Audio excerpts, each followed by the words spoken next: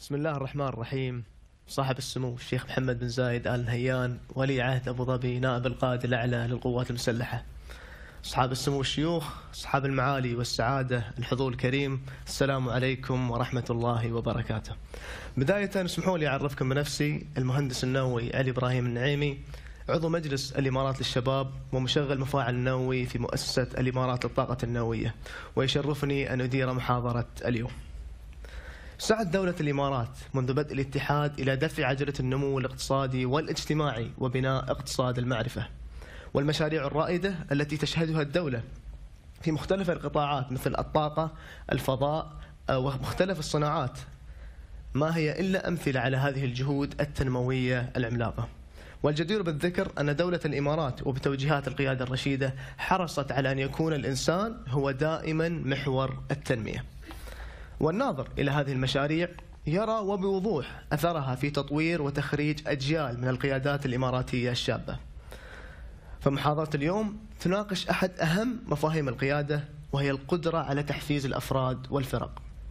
القدرة على التحفيز هي أحد أهم المهارات والفنون القيادية التي قد تحدد مصير المؤسسات والمشاريع سواء بالنجاح أو بالفشل. وهنا نأتي إلى ضيفنا اليوم السيد دانيال بينك، الذي أثارت نظرياته في التحفيز جدلا في أوساط الإدارة والقيادة، وقد اعتمد في نظرياته على خلاصة 50 عاما من البحوث والدراسات. محاضرته اليوم هي بعنوان علم الدافعية الجديد.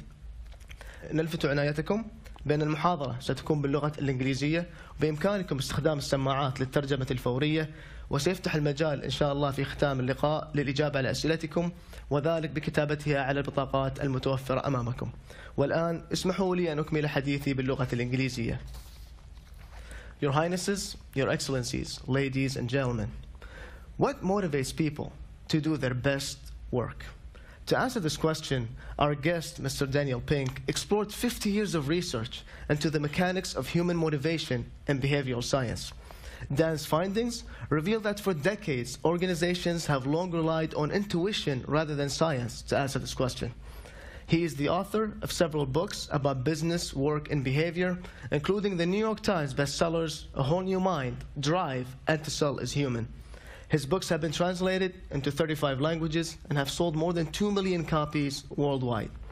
Last year, he was named as one of the top 10 business thinkers in the world. His lecture today is titled The New Science of Human Motivation.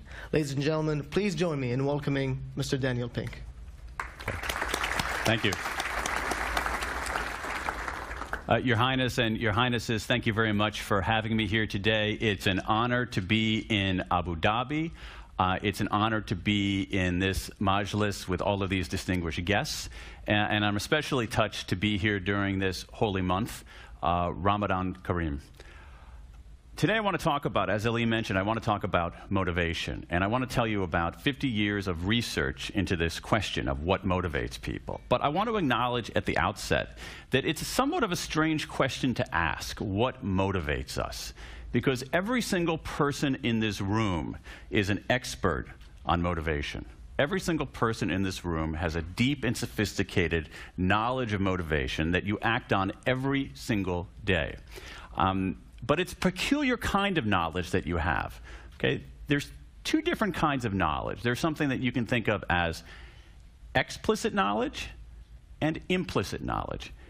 Explicit knowledge and implicit knowledge. Now, it's a somewhat complicated issue, but I can actually demonstrate this, if you're willing, by asking Ali a couple of questions. Okay? You ready? Yep. Okay, so first question for you, Ali, if you're ready. How many Emirates are there? 7. 7. Very good. That is explicit knowledge. All right? He knows something, and he knows that he knows it. Make sense? That's explicit knowledge. Now, implicit knowledge is a little weirder. Implicit knowledge is when you know something, but you're barely aware that you know it. So let me demonstrate this. I'll enlist you one more time.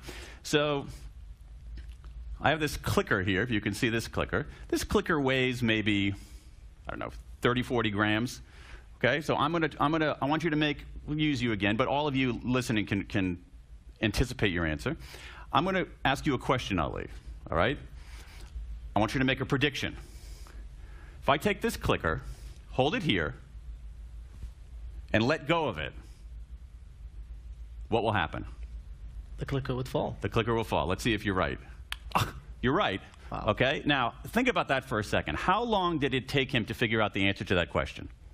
Probably just measured in milliseconds, right? And it's not only because, I mean, he has an advantage because he's trained as a nuclear and mechanical engineer, but even somebody like me can figure that out. Think about the processing power, how much cognitive ability it took to reach that conclusion in literally milliseconds, all right? That's what implicit knowledge allows us to do. You have an implicit knowledge of the laws of gravity, right? So we don't think about the law of gravity out loud, but we know it in our bones, in our bloodstream, okay? So a lot of our knowledge about motivation is implicit knowledge. We never say the rules out loud, but we act on that implicit knowledge every single day.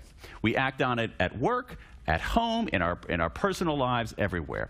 And our implicit knowledge goes something like this. Our implicit knowledge of motivation goes like this.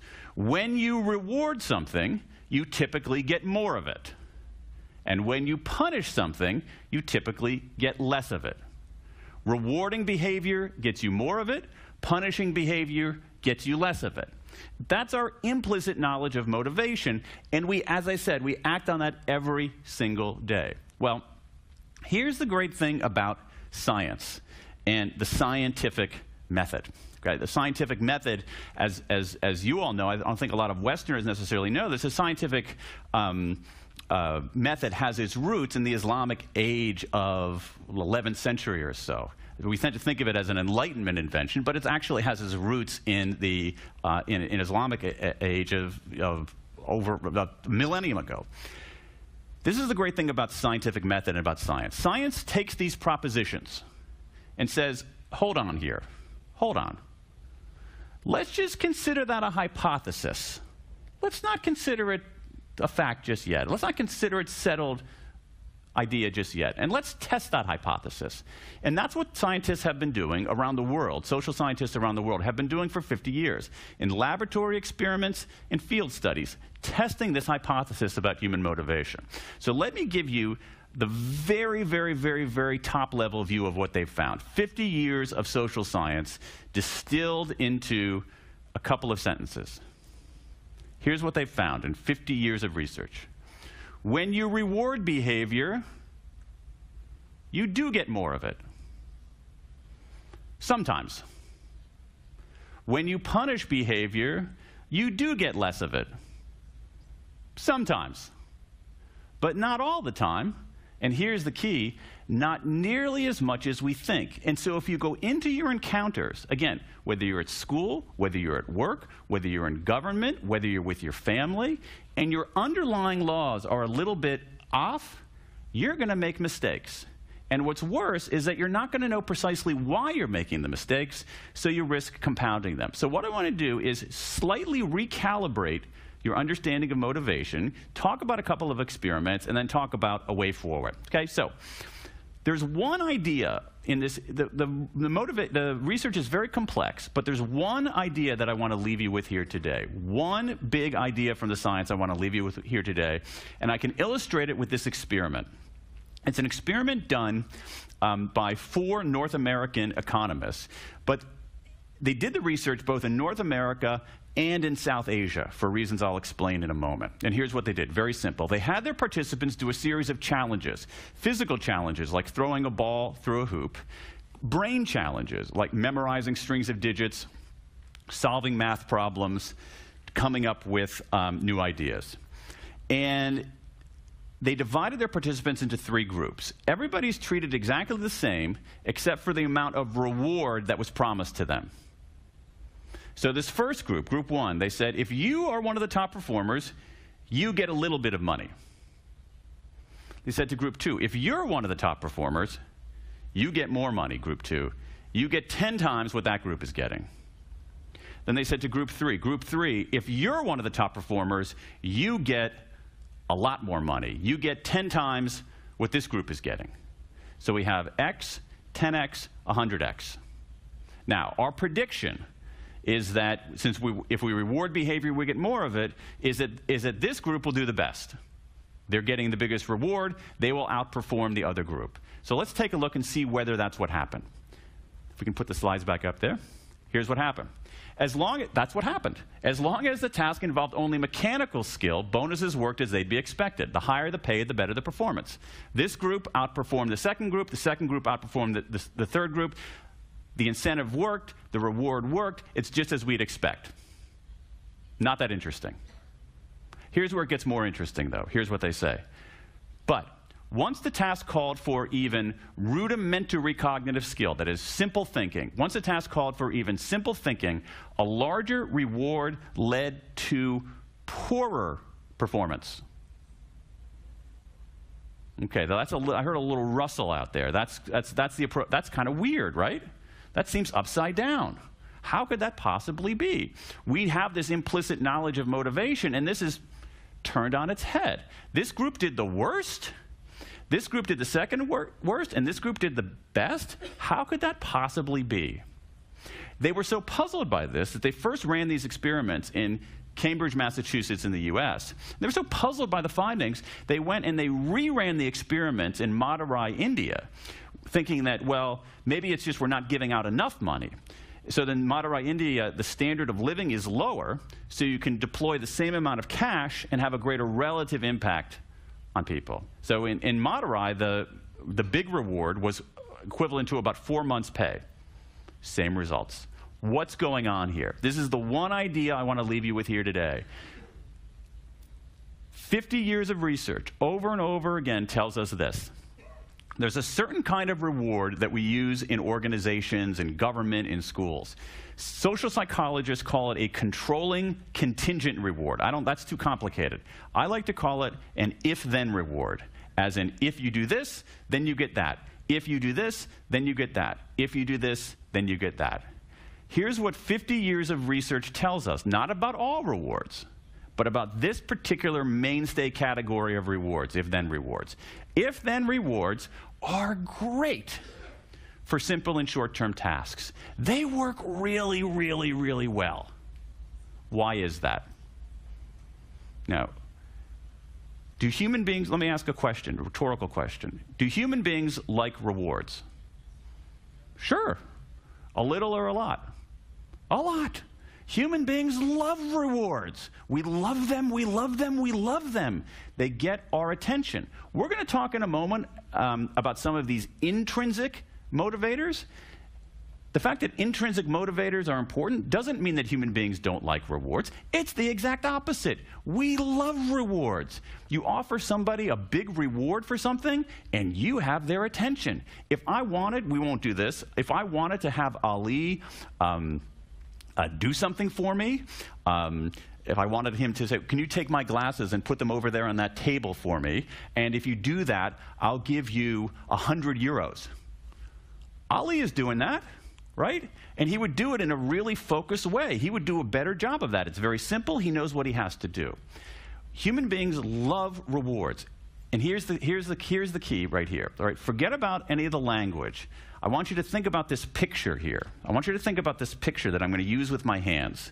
Contingent rewards. If you do this, then you get that. Offer somebody a reward. Dangle it in front of them. You get their attention. You get their attention like this. They're locked in. They are focused, focused, focused. That's a very good frame of mind if you know precisely what you need to do and you can see the end result. If you know precisely what you need to do, whether you're doing it with your body, whether you're doing it with your brain, if you know precisely what you need to do, if-then rewards are very effective because they get us to focus. But if-then rewards are not so great for complex and long-term tasks. Why? It's the same reason, right?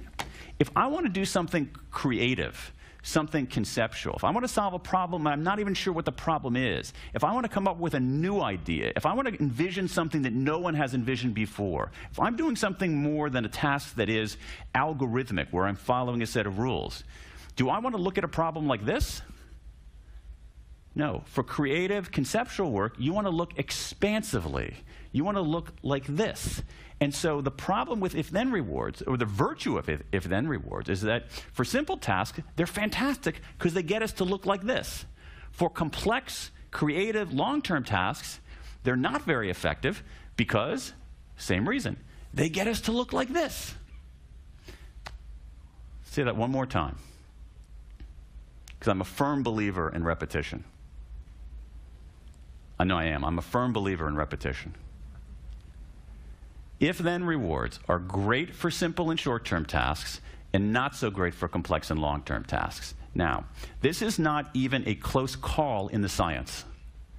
It's well settled in the science. And yet, because of this implicit knowledge, we tend to use if-then rewards for everything rather than the category for which they work. And when we apply them to that other category and they don't work, instead of saying, those if-then rewards didn't work very well, maybe we should try something else. Instead, we say, those if-then rewards didn't work very well, I guess we need bigger rewards. I guess we need more punishments. And it takes us down the wrong road. Now, this is extremely urgent for economies in general, but I think for this economy in particular, because His Highness has talked in the past about a post-oil world. What does a post-oil world look like? What is the evolution of economies? If an economy evolves from extracting resources from the ground and distributing it, that's relatively simple and routine. If economies are built on routine mass production, that's relatively simple and algorithmic. But as economies become built much more on the human capacity of creativity, of vision, of technical know-how, of seeing the future, then those kinds of incentives, those kinds of rewards don't work very well. In a sense, what we have is we have 19th and 20th century rewards that we're trying to apply to 21st century work. And that's why things are a little bit out of sync. Fortunately, we can do better. And once again, the science points the way for this emerging new approach to motivation that is built on the science, not built on a particular philosophy about what's good or what's not, but really about what's effective and what's not. So let's talk about that. We know that if-then rewards, great for simple and short term, not so great for complex and long term. What works better? In the workforce, and then we'll talk about beyond the workforce into other aspects of our lives. Let's start here, in the workplace. Fact, money is a motivator. Money is a motivator. Now, again, when you talk about intrinsic rewards, there are some bosses out there who will say, oh, this is great. Intrinsic motivators are what matters? That way, that's great news. I don't have to pay anybody. I don't have to pay them at all. Bad idea. Bad idea. The research shows very clearly in the workplace, you have to pay people enough. You have to pay people fairly. Human beings around the world are exquisitely attuned to the norm of fairness. So if you don't pay people fairly, you're not going to get much motivation for very long. So what you have to do is you have to pay people fairly, you have to pay people fairly, you have to pay people fairly. But that's a threshold motivator. It gets you through the threshold. It's not a sustaining motivator overall. But if you miss it, the other stuff doesn't matter. So money matters a lot, but money matters as a threshold motivator and as a form of fairness. If you get it wrong, the game is over. If you get it right, the game is just beginning. Let's say you get it right. It turns out that there are 3 key motivators for enduring performance. Now, originally I wrote about this as the motivators of autonomy, mastery, and purpose. Autonomy, mastery, and purpose. The trouble with writing a book is that it's fixed, right? And so if you say, I've kind of rethought about this, it becomes a little bit harder to change. Fortunately, here I can change it, because I want to flip these, because I think I had the order slightly off. I think it's better to think about these in reverse order. Purpose, mastery, and autonomy. Purpose, mastery, and autonomy. Let's start with purpose.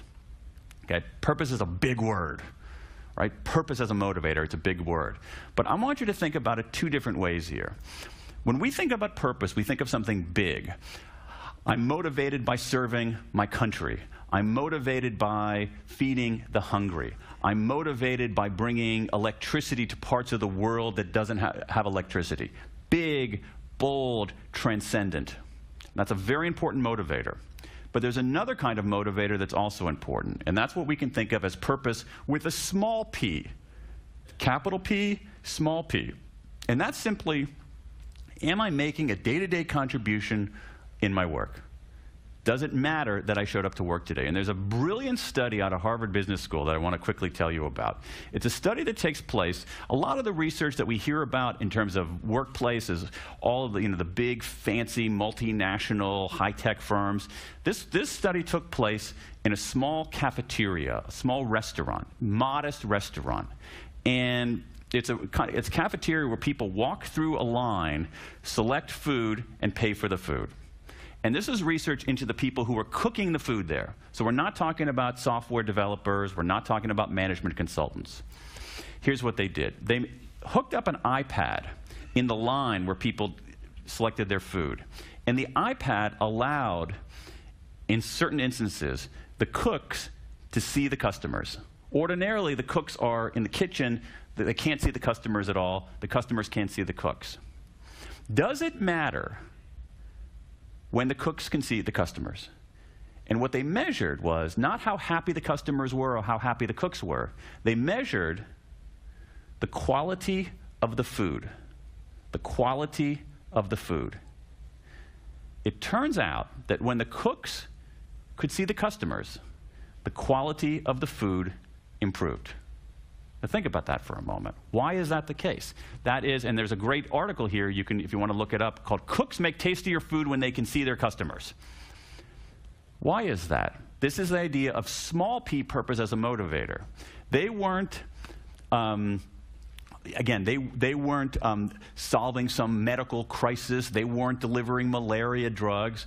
They were making food that mattered to somebody, and that enhanced their performance. Purpose with a capital P, make a big difference, but purpose with that's very hard to do on a lot of our jobs day to day.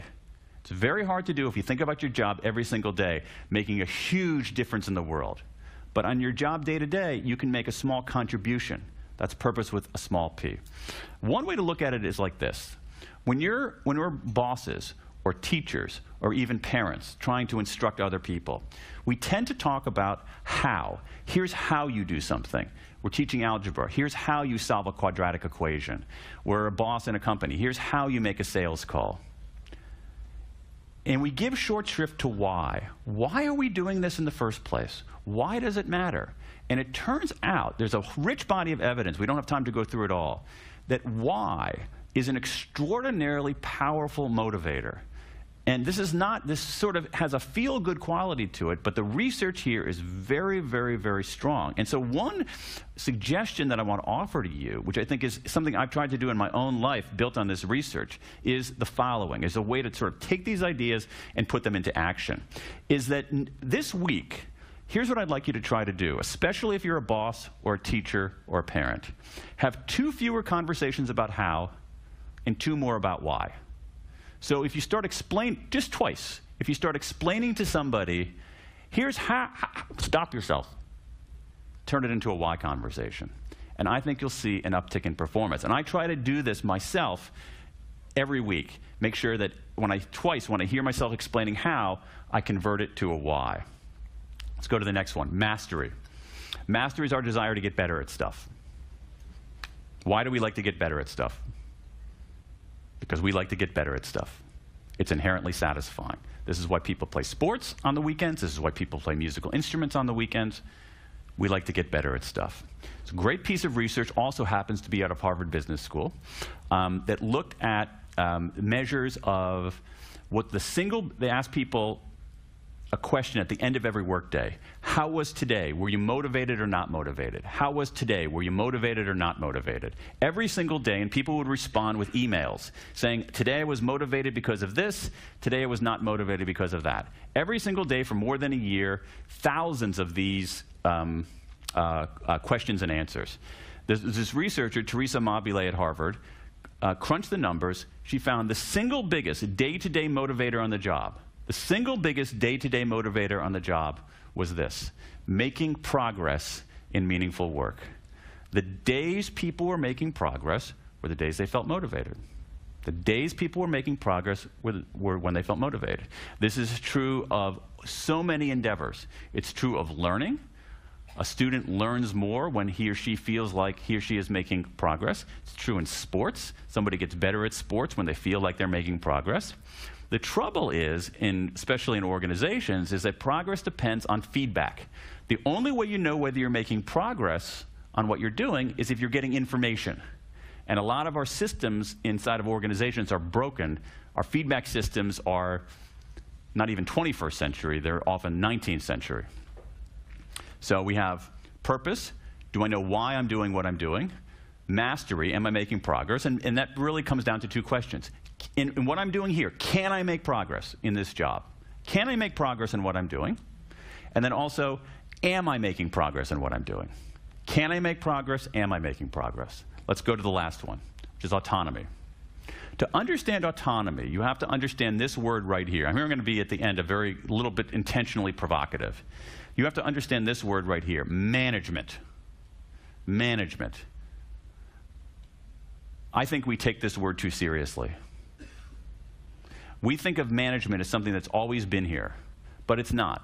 Management, think about management this way. Management is just a technology. It's a technology for organizing people into productive capacities. It turns out to be a technology from the 1840s. Relatively few 1840s technologies we're using today.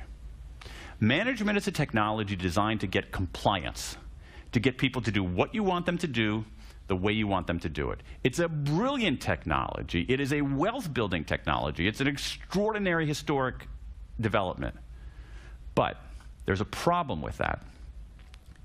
Do you want, if you're a boss, do you want people to be purely compliant? Sometimes, but not all the time.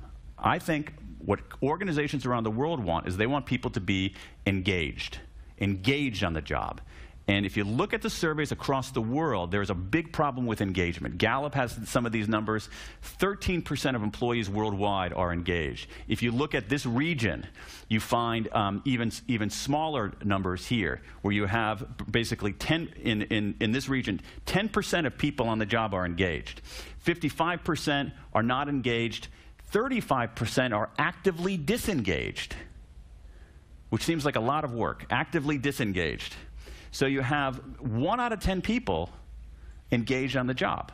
That's a productivity problem. Now, fortunately, the UAE is at the top of its region in these kinds of scores. So the UAE has scores very similar to the United States. About 3 out of 10 people are engaged on the job, about 60% are not engaged, and about 14% are actively disengaged. But think about it if you were managed to re-engage those other 7 out of 10. It would be extraordinary for the economy. It would be extraordinary for human beings. Here's the thing. The way that human beings engage, the way that everybody in this room engages, is not by being managed, but through self-direction. Self-direction is the technology for engagement. And so if you really want people to be truly engaged, you have to offer some measure of autonomy over these key aspects of the work, over their task, what they do, over their time, when they do it, over their team, who they do it with, and over their technique. When people have some control over these aspects of their work, they're more likely to engage, more likely to do great work. And so as we think about this, the recipe is actually very clear. Pay people well, offer them a sense of purpose, help them make progress, give them a little bit of autonomy. And you do that, you're going to have a workforce that is motivated and prepared to do great things in the 21st century. Thank you very much, Mr. Daniel Pink, for this insightful lecture. Now we'll start the questions and answer session. And until we receive questions from the audience, I'd like to start with some of my own questions. Mr. Pink, as a member of the Emirates Youth Council, one of our main objectives is to motivate and empower the youth first to become successful and then to become future leaders. Now, you talked about applying the motivation principles to companies and businesses. Can you discuss how these principles can be applied to the education sector? Because a large percentage of our youth are actually students. Right. Okay. That's a great. I think that's a great question. A great place to start. I think the principles are largely the same. That if you think about an education system built around this idea of autonomy, mastery, and purpose, let's play that out a little bit. So, purpose. As a parent, sometimes my kids doing work will say, well, why am I doing this algebra? Why am I doing this? And parents have a tendency to say, just do it. That's what I say. And it turns out that, well, why are you doing it? I think if you know why you're doing something in school, you're more likely to do it better. So I think introducing a sense of purpose and the why makes sense. If you think about progress, a lot of times the feedback systems inside of schools, you give people marks at the end of a term or at the end of the year. It's very out of sync with how young people are today. Young people today are in a world of constant feedback. Some of you in this room are getting feedback right now on your phones, right? You want to know anything. You want to do you get the feedback on your phones. You play a game, you get a score. You press a button, something happens. And so we need to improve our feedback mechanisms. And also I think that in general, we need to, and this comes out research transnationally, is we need to give students a little bit more freedom over what they do and how they do it. In particular, there's a big movement now, especially in the US, other parts of in Japan as well, of allowing students to spend more time making things, more time solving real problems in the world. So if you're studying, say, in university mechanical engineering, instead of doing problem set after problem set after problem set after problem set, you might build a prototype of a product, or look at a problem in your community and with a team try to build that. So I think that the principles apply with great force to education. Thank you. That's very insightful. Now, speaking of education, if you may know, this year, 2016, has been declared the Year of Reading by His Highness Sheikh Khalifa bin Zayed, the President of the UAE, with the goal of creating a generation of readers. Mm-hmm. What can parents and families do to intrinsically motivate their loved ones to start reading? Okay, first of all, as a writer, I'm all for a year of reading. If I had to say, I'd make it a decade of reading, but a year is a good start. I think it's an interesting question because when I was growing up in the U.S., there were sort of an issue that some parents had. They would say, oh, what I'm going to do, I'm going to get my son or daughter to read, and the way to do that is I'm going to pay them for each book that they read. That'll get them reading. Will that work? If you want a kid to read, pay him for each book. It will work. Here's what will happen, though. Those young people will choose very short books. And if you ever withdraw the pay, they're done reading. So that approach, which is somehow sort of instinctual, is a bad idea. I think the most important thing a parent can do to inculcate this habit of reading, parents should read. Across the world, this phenomenon is true. Children often don't listen to what parents say. But every child around the world, no matter what his or her nationality, watches what parents do. They watch what parents do. And so if you read, the odds are your kids will read. If you talk about books, your kids will be engaged on that. And so give them some selection. Like I have a 13-year-old son. I have two daughters. They read a lot. I face this myself. And so my 13-year-old son was not much of a reader. So I could pay him to read books. That would be a bad idea in the long term. So what's the best solution? Find books that he's interested in. He happens to be interested in the sport of baseball. So read books about baseball. Because you know what? If you read books about baseball, you might end up reading books about something else down the road. So give students some choice, talk about books, and model the behavior that you seek. But I think that's just extraordinary. That I think we should have every country should have a year of reading. I agree. I love that. Thanks. Going back to businesses and organizations, yes. Why do you think businesses are lagging behind and not adapting to what science is telling us about motivation? I think it's a bunch of reasons. I think it's because there's some nuance in the research. So these if-then motivators do work for very simple mechanical tasks, and some of what we do on the job is simple and mechanical. So there's some areas where it's actually effective. I think that's part of it. I think another reason is that that's how we've always done it. And so, one of the most powerful forces in the universe is inertia. So if I do something a certain way on Tuesday, I'm very likely to do it again that same way on Wednesday.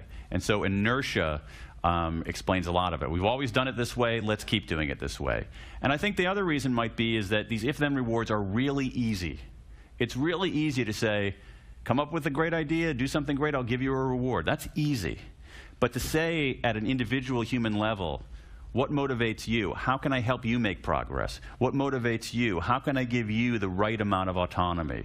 What motivates you? What are you seeking in a sense of purpose? That's very, very difficult. That's a very challenging thing to do. So I think that's one reason why these kinds of motivators have stubbornly remained longer than rationally they should. Okay, Mr. Pink, you mentioned briefly mastery, autonomy, and purpose. And you rearrange them, actually.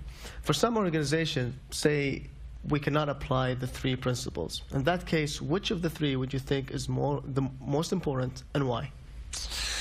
Yeah, that's a tough one, because at some level they all work together. That is, you know, in order to speak, I have to explain them in a linear fashion. But in some ways, it's almost think of them as circular. They all reinforce each other. I think it's going to depend on the task, and I think it's going to depend on the purpose. But all of these things reinforce each other. So you could think about mastery. You could make progress, but if it's not something that's purposeful, what difference does it make, right? I'm getting good at something that is meaningless. You could have a sense of autonomy, but if you're not getting better at it, then you lose a sense of mastery, and autonomy doesn't really matter that much. So I think I'm sorry to not give a totally clear answer, but I think it really depends on the person and the situation. And that's going to change in the life of an organization. It's going to change in the course of a person's career. Thank you. Let me move away from organization a little bit and more towards human psychology. Okay. Are there people who are just not intrinsically motivated? I'm curious about on that question, are there people who are not intrinsically motivated? I'm curious about what those of you thinking about that question are thinking yourself. And I actually have a very strong point of view on this. I think that there are people out there who are not that intrinsically motivated, who don't respond very well to autonomy, mastery, and purpose. But I think that is learned behavior. I don't think that is human nature. I think it's human nature to be autonomous, self-directed, curious, engaged with the world. I think that is human nature. I think it has nothing to do, and some of the research backs this up, it has nothing to do with nationality or gender or anything like that.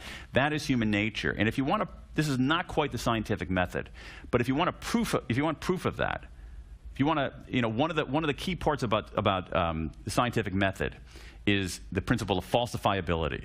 If I say something and you can prove it's false, I'm wrong. So here's how you could falsify this idea. Go out there and see if you can, anywhere in the world, find me a 2-year-old child who is not active, engaged, curious, and wondering about the world. Anywhere on the planet, you will not be able to find a 2-year-old or a 4-year-old child who is not self-directed and curious and wants to make progress. I think that is our nature. I think that is our nature. And so are there some people who are don't have a sense of intrinsic motivation today? Absolutely. Is that their nature? Absolutely not. I think it's learned behavior, and I think that one of the goals of organizations, one of the goals of schools, one of the goals of religious orientations is to help surface that nature, because that nature is powerful. Thank you, Dan. أستاذنك سيدي في اختتام المحاضرة. نشكر السيد دانيال بينك على الأداء المتميز في هذه المحاضرة التي استعرض فيها خلاصة علم الدافعية الجديد. وقد أشار في محاضرته إلى أن المسار الصحيح للتحفيز يبدأ من التقدير العادل لنتاج الفرد وخلق بيئة تشجع على الإنتاج والابتكار، ويمكن تحقيق ذلك من خلال منح الفرد غاية يسمو إليها وتطورا في المهارات يسعى له وقدرا من الاستقلالية يستند إليها. وفي الختام أتوجه بالشكر إلى سيدي صاحب السمو الشيخ محمد بن زايد آل نهيان على هذه الاستضافة الكريمة. شكرا على حسن استماعكم، والسلام عليكم ورحمة الله وبركاته. Thank you.